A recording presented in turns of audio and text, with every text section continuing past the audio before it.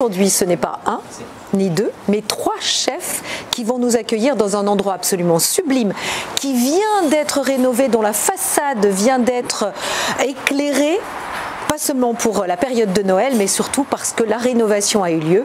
Et on est chez Monsieur Paul, on sent l'âme de Monsieur Paul au restaurant Paul Bocuse. Et nous sommes à Collonges au Mont d'Or. Et cette fois-ci, focus sur la pâtisserie avec Benoît Charvet. On y va! Ouh là là! Bonjour, bonjour à tous les trois! Bonjour, mais alors vous êtes toujours, comme dirait l'autre, bien mis, splendissime, comme quoi le prestige de l'uniforme, voilà. Et Gilles est quand même heureux. Vous vous déplacez beaucoup, messieurs, et pour autant vous avez bonne mine, c'est ça la jeunesse d'esprit. Et aujourd'hui, c'est Benoît. Aujourd'hui, Anne, tu vas être avec nous, hein, enfin en pâtisserie, puis je t'emmène tout de suite. On y va. Voilà, tu nous emmènes dans ton domaine, toi, le grand champion, parce qu'en fait, voilà, c'est un champion du monde.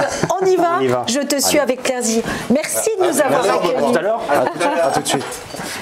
Alors, donc là, c'est le matin, ils sont en train d'installer. Oui, alors là, c'est la mise en place. C'est la mise en place, donc il y a aussi la salle qui sont en train de se mettre en place pour le service. Et donc là, on va directement dans la partie pâtisserie, puisque là, tout le monde s'affaire avec énergie.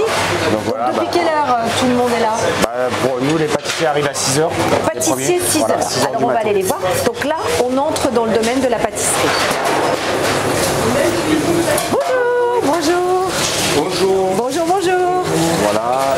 Alors, donc ici la partie pâtisserie. Alors donc là c'est le triangle d'or. Exactement. En gros, alors des fois on peut penser que c'est pas très fonctionnel, mais on arrive à s'organiser parce que c'est vrai, travailler sur un triangle de temps en temps c'est compliqué, mais on arrive à trouver. Alors donc toi tu es le chef exécutif. Ça veut dire qu'aujourd'hui c'est toi qui supervise toute la partie pâtisserie pour le restaurant à Collonges au Mont d'Or. C'est ça, exactement. Donc moi je m'occupe essentiellement des cartes, des créations, de la bonne production. Et j'ai aussi Frédéric Cruchot. Tiens, Fred, viens. Fred. Donc Fred c'est le chef. Voilà, qui est le chef. Ici. Depuis maintenant combien? 15 ans 15 ans, ouais. 15 ans. Ah oui, mais alors vous êtes tous très nombreux à être restés là et à rester là depuis des années. On est une bonne partie. On va dire la soupe est bonne. C'est le cas de dire. Donc vous êtes combien là? Eh ben en tout on est 12-14 pâtissiers. En moyenne on a 12 et 14. Voilà. D'accord. Avec les stagiaires. Donc ça veut dire depuis 6 h du matin, il y a en gros une dizaine de personnes qui sont en train de préparer les desserts que vous avez en gros signés, préparés, tous les deux? Ouais, voilà. Tous les deux. Et si tu veux, en fait, maintenant moi ça fait 4 ans que je suis dans la maison. Je suis arrivé en 2019, Frédéric était là déjà. 4 ans? Ouais, 4 ans c'est vrai que ça passe vite. C'est un petit jeune. C'est un petit jeune, voilà. Et Frédéric, ça fait donc ça faisait 10 ans, 11 ans. Et en fait, le challenge ça a été de collaborer ensemble. Voilà, on a essayé de le faire intelligemment et je pense que ça fonctionne bien aujourd'hui.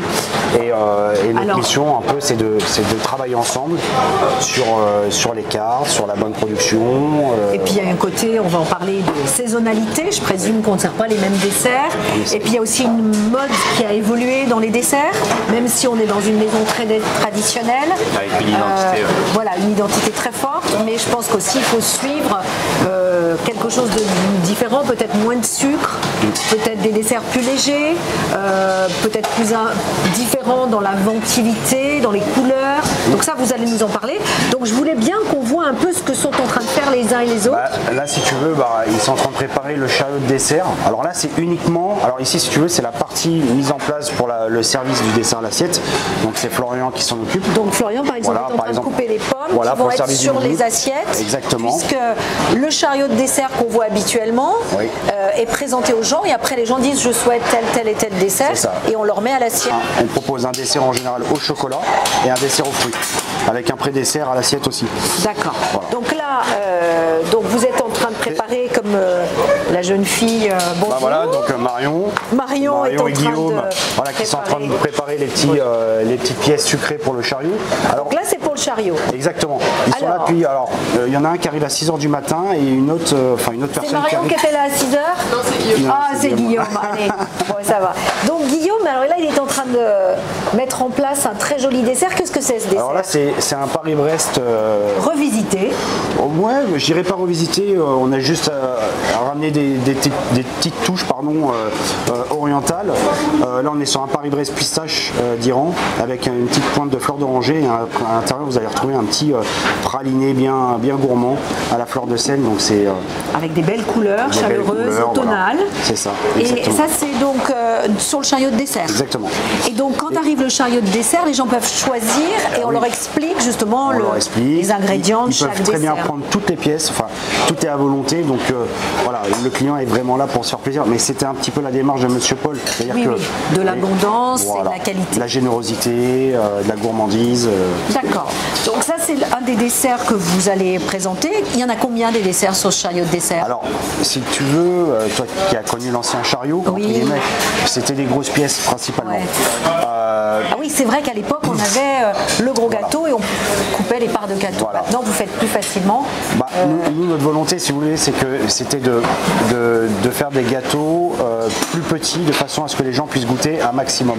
D'accord. Nous, ce qu'on trouvait dommage, c'est que malheureusement, sur des grosses pièces, alors c'était bien. Vite rassasié. Et voilà. Et donc on est plus dans la version gourmet. Voilà. On est gourmet. On reste gourmand, mais dans une notion de petite quantité pour en goûter encore plus et plus savourer. Exactement. Donc en fait, on propose 5 petites pièces comme celle-ci, donc bien faites selon les saisons. Et à côté de ça, on a décidé de garder l'huile flottante qu'on a retravaillée. Alors, ce jeune homme comme non, en fait, il est en train d'étaler la pâte sucrée pour des fonds de tarte chocolat. D'accord. Voilà. Ouais, parce que là, le chocolat, franchement, le chocolat pour moi, c'est la base d'un dessert. Le chocolat, ça fait du bien. Ça fait du bien au moral, ça fait du bien au corps. C'est réconfortant, mais bien sûr. Ouais. Et moi, j'adore le chocolat. Et avec Fred, ça tombe bien avec que tu adores le Frédéric, chocolat. on a décidé d'essayer de toujours garder un dessert chocolat parce que c'est le dessert gourmand par excellence. Oui, et puis les gens le demandent. Et alors là, par exemple, qu'est-ce que c'est? Qu'est-ce qu'elle est en train de... Alors là, elle est en train de préparer justement pour le dessert à l'assiette, ce qu'on appelle, c'est des rouleaux de pommes qu'on va cuire, qu'on va découper comme là-bas fait Fred. Ouais. Tiens, on va peut-être faire le tour. Donc à l'intérieur, si tu veux, on le cuit comme une tatin. D'accord. Avec un caramel à l'intérieur. Et en fait, à l'intérieur, on va rajouter un petit coulis de cassis et qui va donner cette couleur un petit peu rosée. Pour le dessert à l'assiette, c'est assez sympathique. D'accord. Donc là, il faut être extrêmement précis, extrêmement doux, extrêmement appliqué, parce que là, on travaille sur du fragile quand même. Exactement. Hein. C'est tout dans le détail. Donc, mademoiselle est elle démarre. Hein. Oui. Donc, il y a beaucoup d'applications. Il ne faut surtout jamais s'énerver et être philosophe. On y arrive. Faut être patient. Super, bravo. C'est ça. Ouais. Alors, donc là, on a vu. Est-ce qu'il y a déjà des desserts prêts qu'on pourrait voir? Parce que nous, il nous faut de la couleur. Il me faut de la couleur. Hop. Alors, tu parlais aussi de pré-dessert. Alors oui, mais les pré-desserts, c'est pareil, c'est si tu veux, c'est des desserts instantanés, c'est-à-dire que c'est très éphémère. C'est pendant le service. C'est-à-dire qu'en fait, ça veut dire que ceux qui sont arrivés à 6h du matin, à 12h30 ou 13h, ils sont encore en train de faire du dessert, le pré-dessert, ils l'apportent directement. Non, en fait, par exemple, Marion et Guillaume qui s'occupent du dessert le chariot, ils vont gérer que cette partie-là. D'accord. C'est-à-dire que de la production jusqu'à l'envoi le midi. Les serveurs vont venir les réclamer, c'est eux qui vont monter tous les chariots pour chaque salle, c'est eux qui vont suivre jusqu'au client. Et une fois que c'est dans le client, c'est les serveurs qui prennent le relais. Et alors, vas-y, montre-nous tout ça. Si tu veux, cela alors cela c'est comme tu vois, on parlait de chocolat.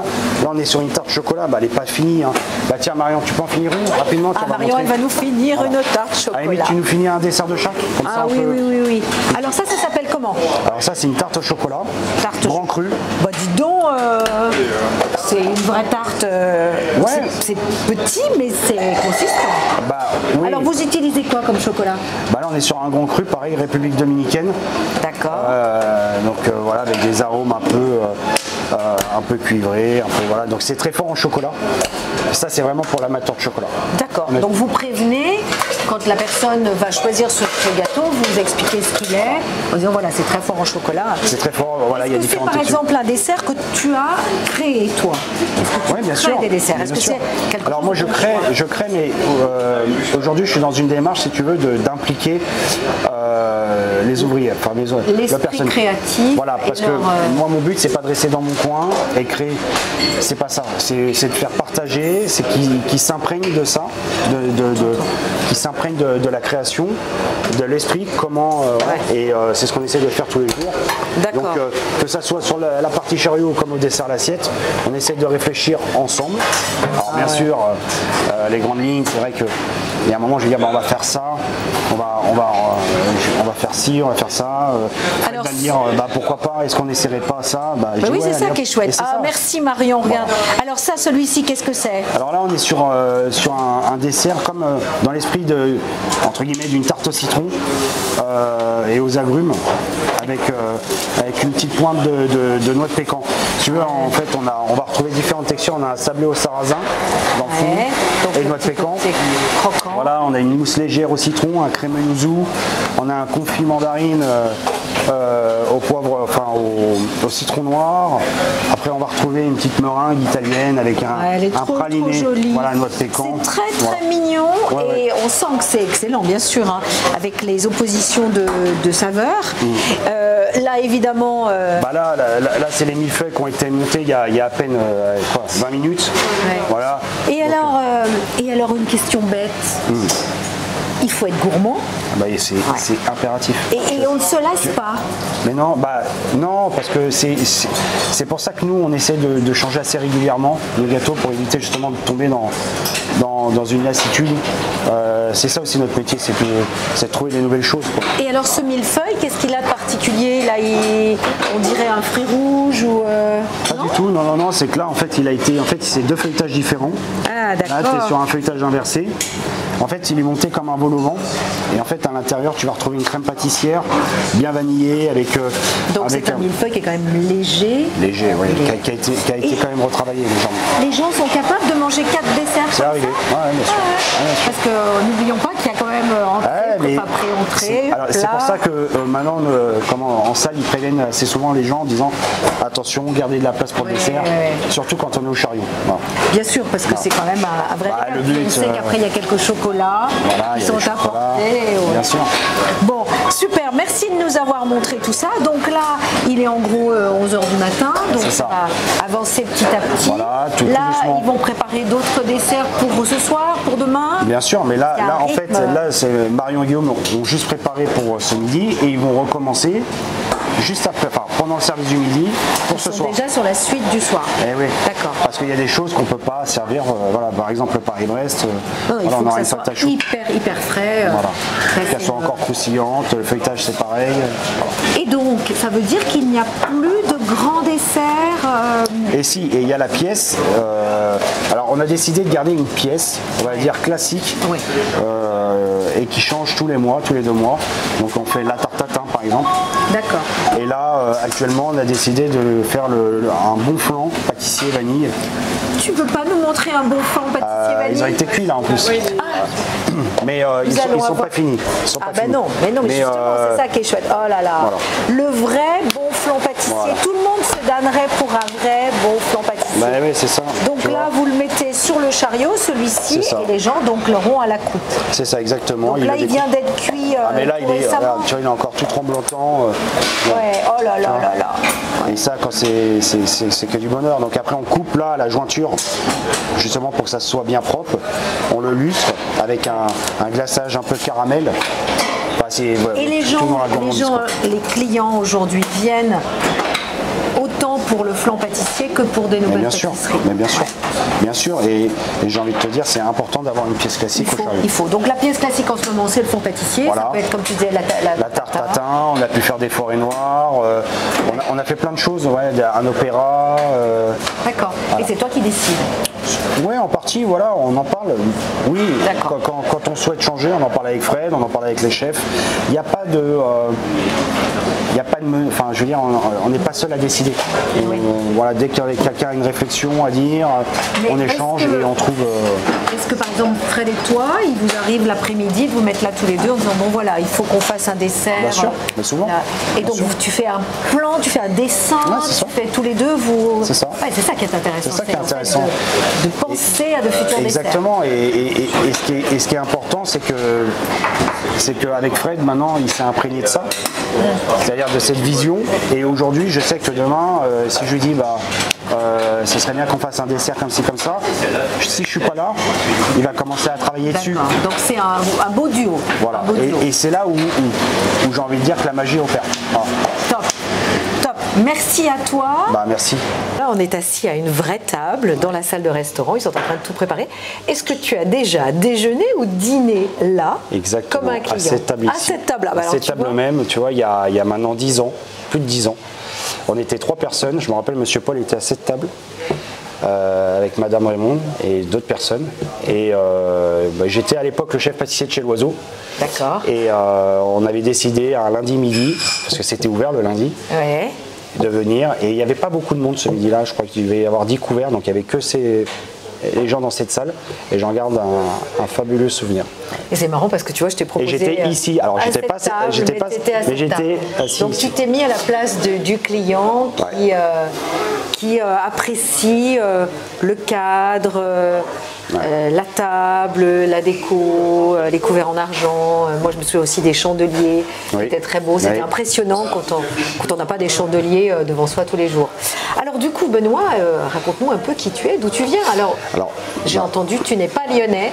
Non, je suis pas lyonnais. Nobody's perfect. Non, mais voilà, je le suis, on va dire, par adoption, maintenant depuis 4 ans. Mais avant, moi je suis né à Paris. Voilà, j'ai des parents qui étaient justement dans la restauration, dont mon père. Donc ça aide, tu es tombé dedans quand tu étais petit. Exactement, qui était cuisinier dans les grandes maisons à Paris à l'époque, Café de la Paix, le Ritz, le Doyen, enfin voilà. Et qui a décidé d'ouvrir son restaurant, qui était rue de Sévigné, qui s'appelait le restaurant Madame 2. D'accord. Et donc ça veut dire que tu as baigné dans cet univers. Exactement, dans cet univers. Voilà, donc il a ouvert ce restaurant, ce premier restaurant. Bon, ma maman était infirmière à ce moment-là. Et après, ils ont décidé d'arrêter ce restaurant. Ils ont ouvert un autre restaurant ensemble, mais plus bistrot. Qui était à côté du marché d'Aligre dans le 12e, et j'ai continué un petit peu à baigner là-dedans, et c'est là où j'ai décidé justement de me lancer en tout cas dans la cuisine au début, et ça ne me correspondait pas. Du coup mon père m'a dit moi je vais t'envoyer chez un ami à moi qui était donc à Meudon-Valfleury, qui est pâtissier, et à l'époque, et j'ai fait 3 jours là-bas, et ça a été vraiment une révélation. Voilà. Alors, donc tu es passé par de très belles maisons, donc à Paris. À Paris, bien sûr. J'ai fait mon apprentissage chez Potel et Chabot, qui est un traiteur, qui est un traiteur. Célèbre. Voilà, j'ai fait mon apprentissage. Je suis resté ouvrier quelques années pour me perfectionner. Donc en tout, je suis resté 3-4 ans. Donc après, je décide de partir. J'hésite entre la restauration et la pâtisserie de boutique. Et je me dis, je vais essayer la restauration. Et là, j'ai l'opportunité de rentrer à l'époque chez Alain Sanderens, au Lucas Carton, qui était 3 étoiles Michelin encore à cette époque-là. Donc là, on est dans les années... la grande maison. Enfin, je veux dire, c'était la 3 étoiles, on est dans... Le niveau est largement... Mais c'était... une grande maison sur Paris, c'était encore l'époque dure, c'était dur de rentrer. Certainement.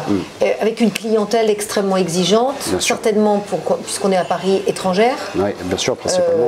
Donc des gens qui viennent pour l'image de Paris avec un pays dédié à la gastronomie. C'est ça. Donc là, c'est une époque un peu difficile quand même au niveau professionnel. Je pense que c'est pas évident. C'était l'époque où on parlait pas de 35 heures. Non, c'était à la dure. Enfin, comme on dit, c'était dur. Mais bon, ça nous a appris certaines valeurs. Absolument. Voilà. Moi, je regrette rien, au contraire. Mais pour moi, ça a été une très belle expérience parce que j'étais jeune. J'avais 19 ans, 18 ans. Je suis rentré dans cette maison. J'avais 18 ans, 19 ans. Et si tu veux, en fait, moi j'ai commencé, je suis rentré chef de partie, donc qui est déjà un beau poste. Oui. C'est-à-dire, voilà.